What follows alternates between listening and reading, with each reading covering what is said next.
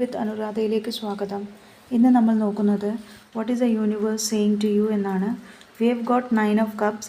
ഇത് happiness, wishes come true, successful, abundance, prosperity, achievement, rewards, fulfilment, triumph എന്നിവയൊക്കെ പറയുന്നതാണ്. ഇത് ഒരു പോസിറ്റീവ് കാർഡാണ്. ഈ കാർഡ് പറയുന്നത് നിങ്ങളുടെ wishes, dreams will come true എന്നാണ്.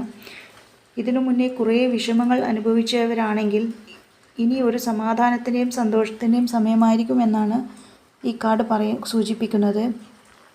സെൽഫ് കോൺഫിഡൻസോട് കൂടി വിചാരിച്ച കാര്യങ്ങളിലെല്ലാം വിജയം നേടി നിങ്ങൾക്ക് മുന്നോട്ട് പോകാൻ കഴിയുമെന്നാണ് സൂചിപ്പിക്കുന്നത്. ഇൻ ലവ് റിലേഷൻഷിപ്പിലാണെങ്കിൽ ഇത് പരസ്പര പൊരുത്തത്തെ കാണിക്കുന്നു. ഇനി നിങ്ങൾ റിലേഷൻഷിപ്പിൽ ഏതെങ്കിലും ഒരു ബിഗർ കമ്മിറ്റ്മെൻറ്റോടുകൂടി നോക്കുകയാണെങ്കിൽ it's a good card. Engagement, marriage and pregnancy. If you are single, ഇതിനു മുന്നേ ഒരുപാട് മോശം എക്സ്പീരിയൻസിൽ നിന്നും നിങ്ങൾ ഇന്ന് ഇമോഷണലി മെച്യൂരിറ്റി നേടിയിട്ടുണ്ട്.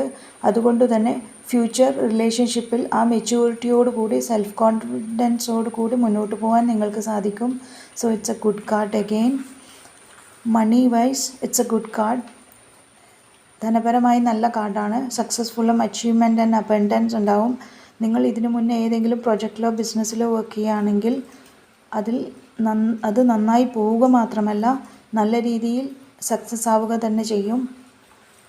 ഹെൽത്ത് വൈസ് ആണെങ്കിൽ ഇത് ഒരു പോസിറ്റീവ് കാർഡാണ്. മോശമായ ഹെൽത്ത് ഉള്ളവർക്ക് ഒരു ഹെൽത്ത് വൈസ് ഒരു ഇമ്പ്രൂവ്മെൻ്റ് ഉണ്ടാവും. നിങ്ങൾക്ക് വേണ്ടി തന്നെ സമയം കണ്ടെത്തി മെഡിറ്റേഷൻ ചെയ്യണം എന്നുകൂടെ പറയുന്നു.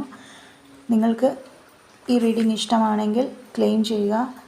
നിങ്ങൾക്ക് ഏത് ടൈപ്പ് റീഡിംഗ് ആണ് ആവശ്യമെങ്കിൽ അത് കമൻറ്റ് ചെയ്യണമെന്ന് റിക്വസ്റ്റ് ചെയ്യുന്നു. Thank you.